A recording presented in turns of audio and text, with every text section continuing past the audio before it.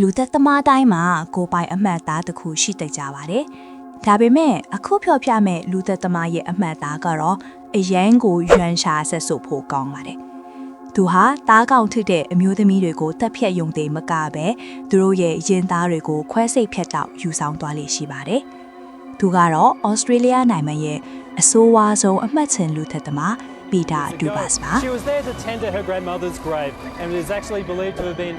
kneeling in front of her grandmother's plot, praying when Dupas struck from behind, stabbing her more than 30 times. This is one of 3 murders that Dupas is now being convicted of. He's also a suspect in another 3 murders. A judge once described Dupas as a psychopath driven by a hatred of women. His history. မရက်ဆက်တဲ့ရာဇဝတ်မှုတွေကိုကျူးလွန်ခဲ့တဲ့ဒီလူဟာဆယ်စုနှစ်3ခုကျော်အမျိုးသမီးတွေကိုခြောက်လှန့်ခဲ့ပါတယ်။သူဟာဘယ်လိုမျိုးလဲဘာကြောင့်ဒီလောက်ထိရက်ဆက်ရတာလဲ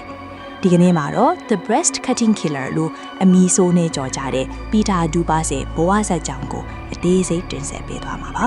။ Peter Dubas ကို1953ခုနှစ်မှာမွေးဖွားခဲ့ပါတယ်။တံပံမီသားစီတစ်ခုကနေဆင်သက်လာပေမဲ့သူ့ရဲ့အမောင်ဘက်ခြံကအသက်15နှစ်သားမကစတာတင်ပေါ်ပေါက်လာခဲ့ပါတယ်။1968ခုနှစ်မှာသူဟာအိမ်နီးချင်းအမျိုးသမီးစီတားစိမ့်လီသားသွားငါပြီးအဲ့ဒီအမျိုးသမီးကိုတင်ရရဆက်ဆက်ထားနဲ့ဝိုင်းထိုးခဲ့ပါတယ်။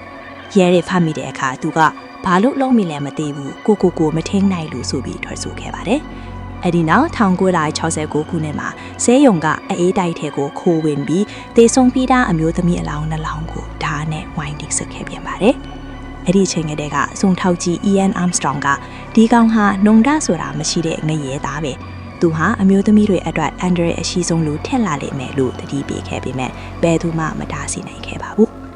1984ခုနှစ်မှာသူဟာအမျိုးသမီးတဦးကိုအိမ်ထဲဝင်ပြီးအတန်းမှပြုခြင်းကိုနဲ့ထောင်ဒဏ်9နှစ်ကြာခဲ့ပါတယ်ထောင်ကလိုလာပြီး2လအကြာမှာပဲနောက်ထပ်အမျိုးသမီး4ယောက်ကိုထပ်မံတိုက်ခိုက်ခဲ့ပါတယ်သူ့ဘဝဟာထောင်ထဲဝင်လိုက်ပြန်ထွက်လာတိုင်းပိုရဲဆက်တဲ့ရာဇဝတ်မှုတွေလုပ်လိုက်နေပဲတန်တွေ့ရလည်နေခဲ့ပါတယ်1985ခုနှစ်မှာကမ်းခြေမှာအမျိုးသမီးတဦးကိုဓာတ်ထောက်အတန်းမှပြုခြင်းခဲ့သလို1994ခုနှစ်မှာလည်းမျက်နှာဖုံးစွပ်ပြီးအမျိုးသမီးတဦးကိုပြန်ပြီးဆွဲဖို့ကြိုးစားခဲ့ပါတယ်စိတ်ပညာရှင်တွေကသူ့ကိုအန်ဒရရှိတဲ့ကာမရာဂစိတ်ဝေဒနာရှင်လို့သတ်မှတ်ခဲ့ပြီးမြဲဥပဒေကြောင့်ရသူဟာခဏပြန်လည်လွတ်မြောက်နေခဲ့ပါတယ်ဒါဟာနောက်ထပ်ဖြစ်လာမဲ့အစုလိုက်အပြုံလိုက်တပ်ဖြတ်မှုတွေအထနှိဒန်းပြိုလိုက်တာပါပဲ